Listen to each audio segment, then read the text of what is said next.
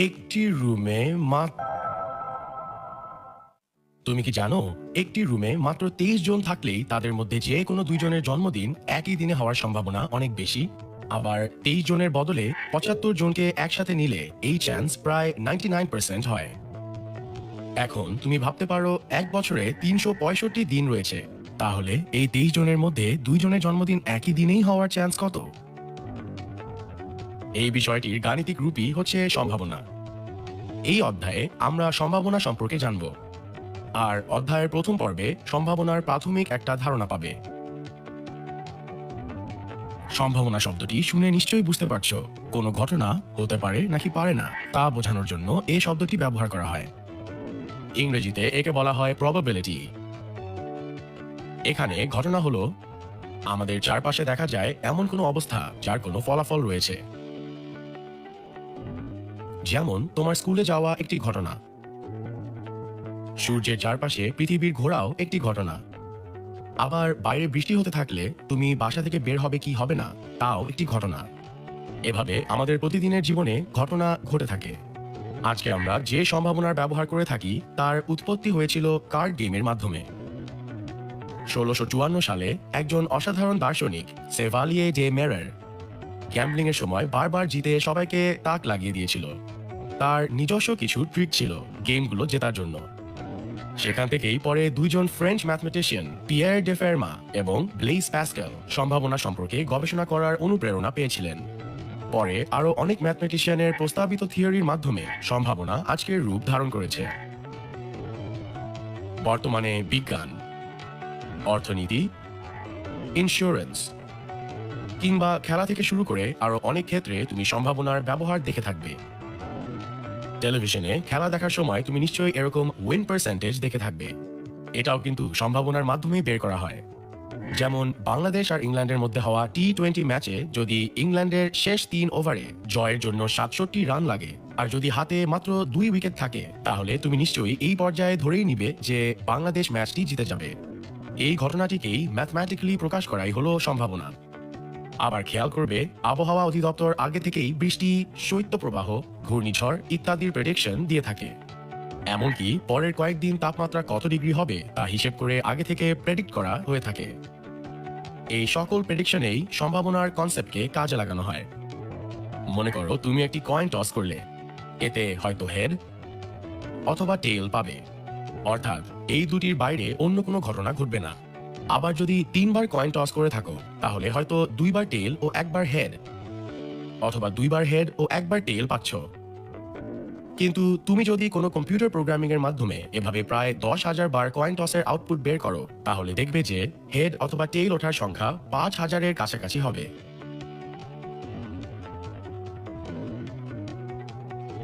অর্থাৎ যতবার কয়েন নিক্ষেপ করেছো তার প্রায় 50% সময়ে হেড ও 50% সময়ে টেল পেয়েছো। অর্থাৎ হেড বা টেল ওঠার সম্ভাবনা সমান। এখন এই 50%কে চাইলে এভাবেও লেখা যায়। এখানে এই দুই সংখ্যাটি হলো একবার কয়েন নিক্ষেপে যে দুটি আউটপুট আসতে পারে তার মান, আর উপরের এক হলো হেড বা টেল যে কোনো একটি উঠবে তার মান। অতএব কোনো ঘটনা ঘটার সম্ভাবনাকে এভাবে লেখা যায়, যত রকমের ঘটনা ঘটতে পারে তাকে হরে রাখবো, এবং যেই ঘটনা হবার জন্য সম্ভাবনা বের করতে চাচ্ছি সেটি যত উপায়ে উঠতে পারে তাকে লবে রাখবো। তাহলে ম্যাথমেটিক্যালি বলা যায় যে ঘটনার সম্ভাবনা বের করতে হবে তার অনুকূল ফলাফলকে সমগ্র সম্ভাব্য ফলাফল দিয়ে ভাগ করলেই সম্ভাবনা পাওয়া যায়। আচ্ছা, একটু ভেবে বলো তো, কখনো কি কোনো মাছ একটি পাখির মতো আকাশে উঠতে পারবে? অবশ্যই না। তাহলে একটি মাছের আকাশে উড়বার কোনো চান্সই নেই। তাই এই ঘটনা ঘটার সম্ভাবনা 0%। তবে একটি পাখি অবশ্যই আকাশে উঠতে পারে, তাই পাখিটির জন্য আকাশে উঠতে পারার সম্ভাবনা 100%। এখন পার্সেন্ট থেকে সংখ্যায় কনভার্ট করি, তাহলে বুঝতেই পারছো কোনো একটি ঘটনা ঘটা বা না ঘটার সম্ভাবনা 0 থেকে 1-এর মধ্যে থাকবে। তাহলে মাছ আকাশে উড়ার মতো অসম্ভব ঘটনার সম্ভাবনা 0 হবে এবং পাখির আকাশে উড়ার মতো নিশ্চিত ঘটনার সম্ভাবনা 1 হবে। তাহলে আজকের পর্বে তুমি সম্ভাবনার বেসিক একটা আইডিয়া পেলে। আশা করি খুবই ভালোভাবে বুঝতে পেরেছো। আগামী পর্বে তুমি রিলেটেড কিছু টার্ম সম্পর্কে জানবে। দেখা হবে সেই পর্বে।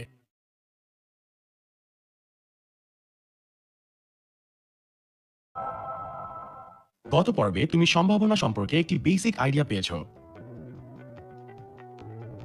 আজকের পর্বে তুমি সম্ভাবনা রিলেটেড কিছু টার্ম সম্পর্কে বিস্তারিত জানতে পারবে। ধরো তুমি একটি ছক্কা নিক্ষেপ করলে। ছক্কাটি নিক্ষেপের আগেই তুমি জানতে 1 থেকে 6 মধ্যে যে কোনো একটি সংখ্যা আসবে, তবে এক্স্যাক্টলি কোন সংখ্যাটি আসবে সেটা কিন্তু বলতে পারতে না। এটি দৈব পরীক্ষা বা র্যান্ডম এক্সপেরিমেন্ট। সহজ ভাষায় বললে, যে সকল এক্সপেরিমেন্টের রেজাল্ট কি হতে পারে তা তুমি আগে থেকেই গেস করতে পারো, তবে নির্দিষ্ট কোনো চেষ্টায় এক্স্যাক্ট কি রেজাল্ট আসবে তা বলা যায় না, তাই র্যান্ডম এক্সপেরিমেন্ট। যেমন কোনো কয়েন নিক্ষেপ, একটি ফুটবল ম্যাচের পেনাল্টি, কিংবা আইসক্রিম কেনার সময় করা লটারি। এই সবগুলো ঘটনাই দৈব পরীক্ষার উদাহরণ।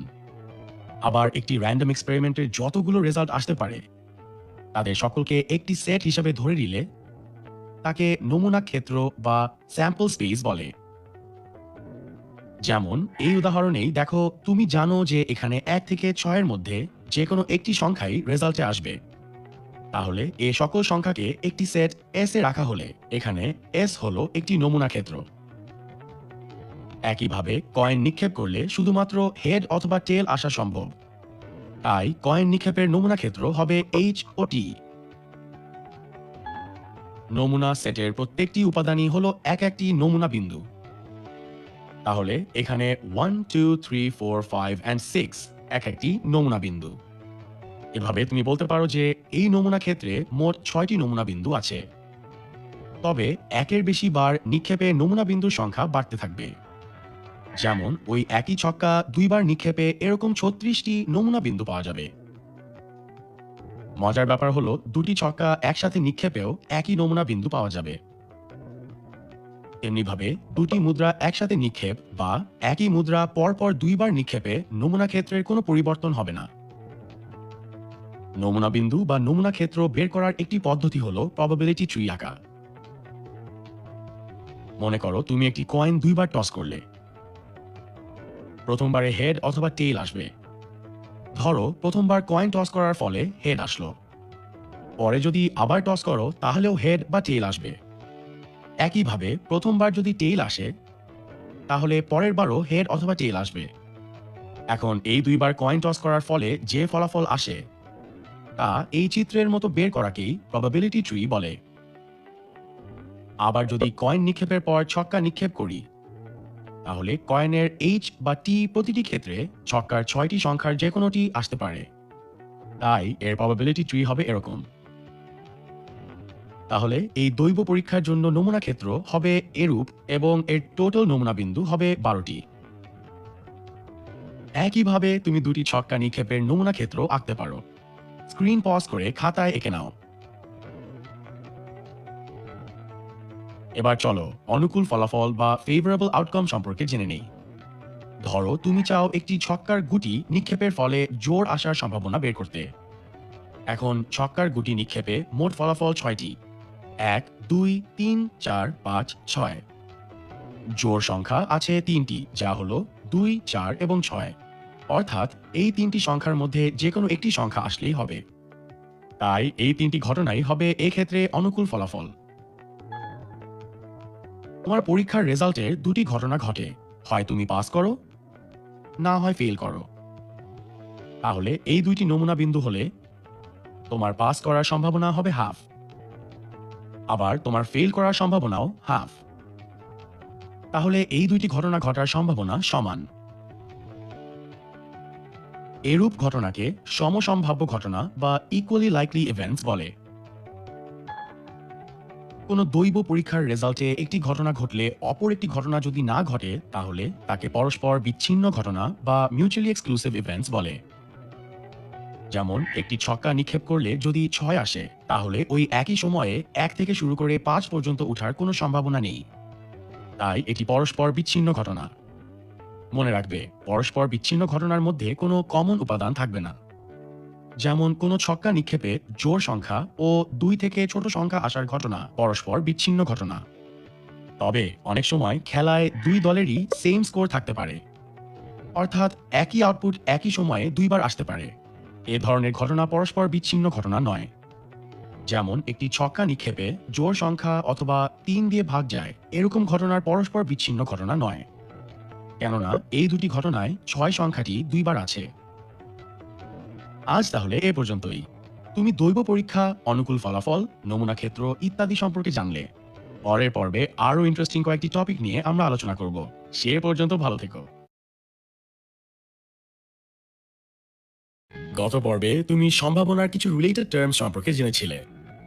আজকের পর্বে তুমি যুক্তিভিত্তিক এবং তথ্যভিত্তিক সম্ভাবনা ও মোট নমুনা ক্ষেত্র সম্পর্কে বিস্তারিত জানতে পারবে। গত লেসনে তুমি তো সমসম্ভাব্য ঘটনা নিয়ে জেনেছিলে। যদি এরকম একটি ছক্কা নিক্ষেপ করো, তবে ১ থেকে ৬ এর মধ্যে যে কোনো একটি সংখ্যা উঠতে পারে, আর প্রতিটি সংখ্যা ওঠার সম্ভাবনা ১/৬। এর বাইরে এমন কম বা বেশি হওয়ার কোনো সম্ভাবনাই নেই। তাই তোমাকে যদি বলা হয় একটি ছক্কা একবার নিক্ষেপ করে ৩ ওঠার সম্ভাবনা কত, তুমি অবশ্যই বলবে ১/৬। শুধু ৩ না, ১ থেকে ৬ যে কোনো সংখ্যা ওঠার সম্ভাবনাই হবে ১/৬। অর্থাৎ এই সম্ভাবনার প্রত্যেকটি রেজাল্ট একই রকম হবে। এটাই সমসম্ভাব্য ঘটনা। খেয়াল করেছো কি, এই ঘটনার ক্ষেত্রে ঘটনার অনুকূল ফলাফল ও মোট সম্ভাব্য ফলাফল গুণে গুণে বের করা যাচ্ছে। এভাবে যদি কোনো সম্ভাবনা সমসম্ভাব্য হয় এবং অনুকূল ও সম্ভাব্য ফলাফল গুণে বের করা যায়, তবে সেই সম্ভাবনাকে যুক্তিভিত্তিক সম্ভাবনা বলে। তাহলে তুমি যে কয়েন নিক্ষেপের এক্সাম্পল দেখে এসেছো, তাও একটি যুক্তিভিত্তিক সম্ভাবনার উদাহরণ। কারণ কয়েন নিক্ষেপ করা হলে হেড অথবা টেল আসে, যাদের প্রত্যেকেরই অনুকূল সম্ভাবনা হাফ। এরকম ভাবে ১ থেকে ১০-এর মধ্যে কোনো সংখ্যা জোড় বা বিজোড় হওয়ার সম্ভাবনাও যুক্তিভিত্তিক। চলো একটি প্রবলেম সলভ করে আসি। একটি নিরপেক্ষ ছক্কা নিক্ষেপে জোড় সংখ্যা আসার সম্ভাবনা কত? একটি ছক্কা নিক্ষেপ করলে তা থেকে এ ৬টি ফলাফল পাওয়া যেতে পারে। এদের মধ্যে ২, ৪, ৬ এই ৩টি জোড় সংখ্যা। তাহলে মোট অনুকূল ফলাফল হলো ৩টি। তাই সম্ভাবনা বের করার সূত্রে এ মান ২টি বসিয়ে জোড় সংখ্যা আসার সম্ভাবনা পাই 3/6 বা হাফ। চলো এবার তথ্যভিত্তিক সম্ভাবনা সম্পর্কে জেনে নেই। তুমি নিশ্চয়ই টিভিতে কিংবা নিউজ পেপারে এরকম দেখেছো যে জুন মাসে বৃষ্টি হওয়ার সম্ভাবনা ৫০%। এই কথাটি কিন্তু আগের অনেকগুলো বছরের জুন মাসের বৃষ্টির ফলাফলের উপর নির্ভর করে নেওয়া হয়েছে। আবার এমন বলা হয় যে আজকের ম্যাচে একটি দল জেতার সম্ভাবনা 40%। তখনও কিন্তু অনেকগুলো তথ্য যাচাই করে এ তথ্য দেয়া হয়, যেমন দুই দলের খেলোয়াড়দের পারফরমেন্স কেমন, ইনজিউরড প্লেয়ার কয়জন, কোন পরিবেশে খেলা হচ্ছে, দর্শকদের সাপোর্ট কতটুকু ইত্যাদি বিবেচনায় রাখা হয়। একইভাবে প্রতি বছর A+ পাওয়ার সম্ভাবনা বা কোনো এলাকায় ট্যুরিস্ট আসার সম্ভাবনা ইত্যাদি ক্ষেত্রে যে সম্ভাবনা ক্যালকুলেট করা হয়ে থাকে তা আসলে তথ্যভিত্তিক সম্ভাবনা।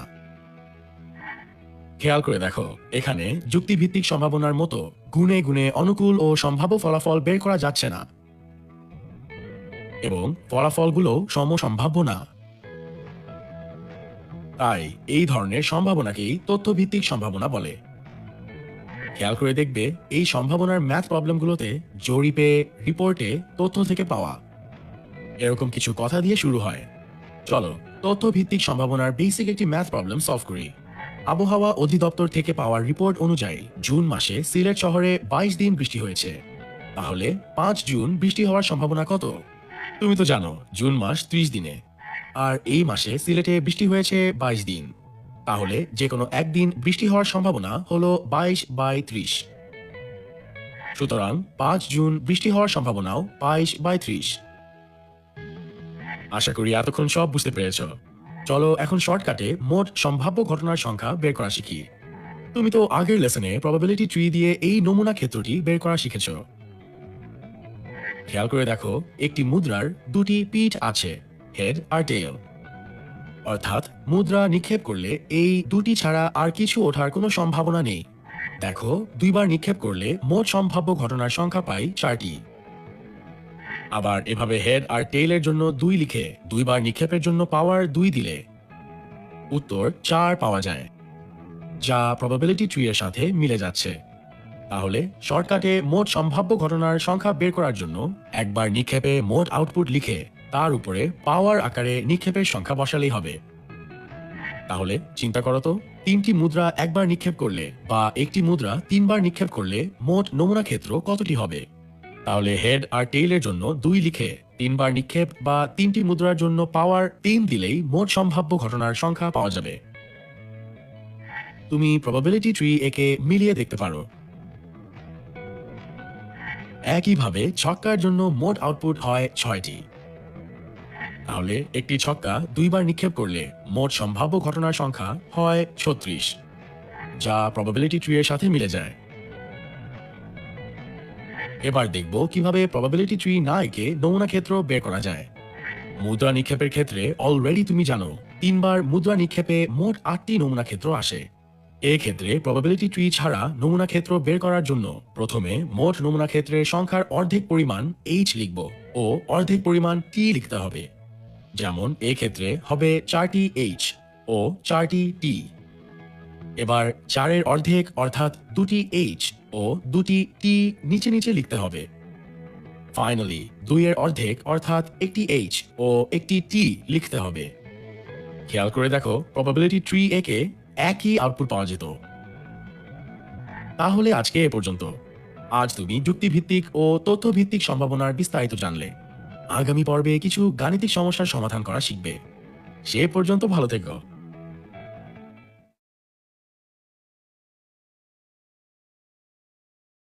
গত পর্বে তুমি যুক্তিভিত্তিক এবং তথ্যভিত্তিক সম্ভাবনা ও মোট নমুনা ক্ষেত্র সম্পর্কে বিস্তারিত জেনেছ। আজকে তুমি সম্ভাবনার কিছু গাণিতিক সমস্যা সমাধান করা শিখবে। এই ম্যাথ প্রবলেমটিতে একটি ছক্কা নিক্ষেপ করা হলে বিজোড় সংখ্যা ও 3 দিয়ে বিভাজ্য সংখ্যা ওঠার সম্ভাবনা বের করতে হবে।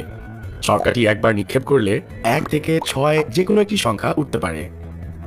এদের মাঝে বিজোড় সংখ্যা হলো 1, 3 ও 5, আর 3 দ্বারা বিভাজ্য সংখ্যা হলো 3 আর 6। তাহলে একই সাথে বিজোড় সংখ্যা ও 3 দ্বারা বিভাজ্য হবে এমন সংখ্যা হলো 3। তাই অনুকূল ফলাফল আসে একটি। সুতরাং এই ক্ষেত্রে উত্তর হবে 1/6। কিন্তু বিজোড় সংখ্যা ও 3 দ্বারা বিভাজ্য না বলে যদি বিজোড় সংখ্যা অথবা 3 দ্বারা বিভাজ্য বলা হয় তখন কি হবে বলতো?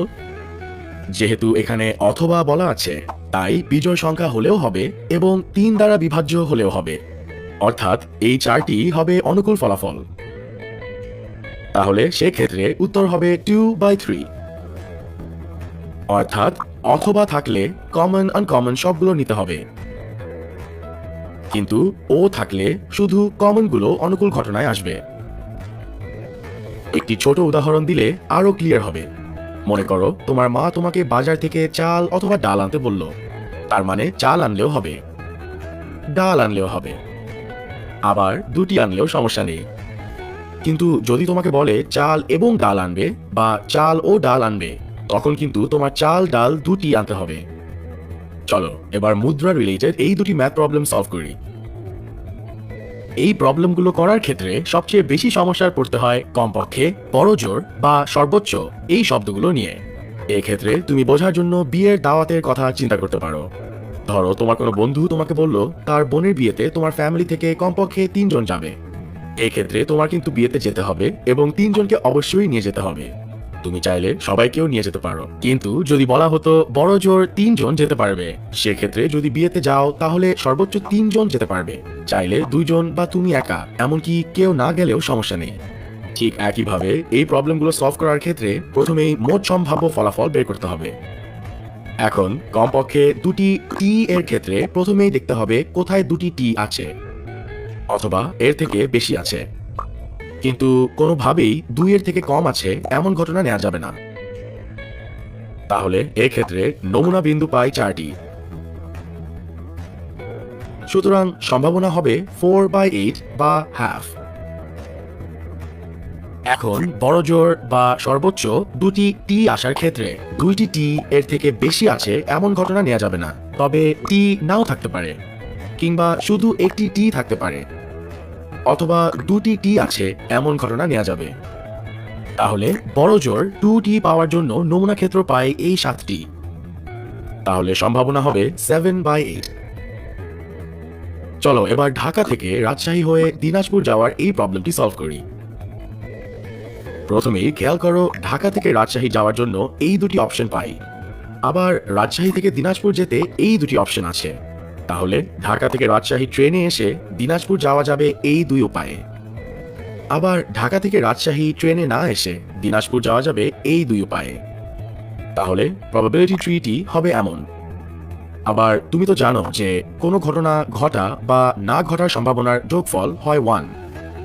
তাহলে এখানে ঢাকা থেকে রাজশাহী ট্রেনে যাওয়ার সম্ভাবনা 5/9 হলে ট্রেনে না যাওয়ার সম্ভাবনা হবে 1 - 5/9 বা 4/9। সিমিলারলি রাজশাহী থেকে দিনাজপুর বাসে যাওয়ার সম্ভাবনা 2/7 হলে বাসে না যাওয়ার সম্ভাবনা হবে 5/7। এবার এই ম্যাথ প্রবলেমটি খেয়াল করো। যেহেতু ঢাকা থেকে রাজশাহী ট্রেনে না যেয়ে রাজশাহী থেকে দিনাজপুর বাসে যাওয়ার সম্ভাবনা বের করতে বলেছে, তাই এই দুটি মান গুণ করলেই উত্তর চলে আসবে। তাহলে এখন প্রশ্ন হলো, যোগ না করে গুণ করলাম কেন? দেখো, এই ঘটনায় ঢাকা থেকে দিনাজপুর যেতে তোমার বন্ধুকে রাজশাহী হয়েই যেতে হবে, অর্থাৎ দিনাজপুর যাওয়ার সম্ভাবনা রাজশাহীর উপর ডিপেন্ডেন্ট। এভাবে যখন একের বেশি সম্ভাবনা একে অপরের উপর নির্ভরশীল হয়, তখন তাদের একসাথে ঘটার সম্ভাবনা বের করার জন্য ঘটনাগুলো গুণ করতে হয়। এবার চলো এই ম্যাথ প্রবলেমটি সলভ করি, যেখানে একটি থলেতে 6টি কালো, 5টি লাল ও 8টি সাদা মার্বেল আছে। থলে হতে তোমাকে দৈবভাবে একটি মার্বেল তুলতে বলা হলে এই 3 ধরনের ঘটনা ঘটার সম্ভাবনা বের করতে হবে। খেয়াল করে দেখো, এখানে মোট মার্বেল আছে 19টি। তাহলে লাল হওয়ার সম্ভাবনা বের করার জন্য অনুকূল ঘটনা হবে এই 5টি লাল মার্বেল। তাহলে মার্বেলটি লাল হওয়ার সম্ভাবনা হবে 5/19। আবার কালো না হওয়ার সম্ভাবনা বের করার জন্য প্রথমে কালো হওয়ার সম্ভাবনা বের করতে হবে, যার মান আসবে 6/19। এবার 1 থেকে বিয়োগ করলেই কালো না হওয়ার সম্ভাবনা বের হয়ে আসবে। এবার মার্বেল কালো বা সাদা হওয়ার সম্ভাবনা বের করার জন্য মোট কালো বা সাদা বলের সংখ্যা বের করতে হবে। দেখতেই পাচ্ছ, এখানে মোট কালো বা সাদা বল আছে 14টি। তাহলে উত্তর হবে 14/19। তাহলে আজকের পর্বে আমরা সম্ভাবনার বেশ কিছু গাণিতিক সমস্যা দেখলাম। আগামী পর্বে আরো কিছু গাণিতিক সমস্যা নিয়ে দেখা হবে। সে পর্যন্ত ভালো থেকো।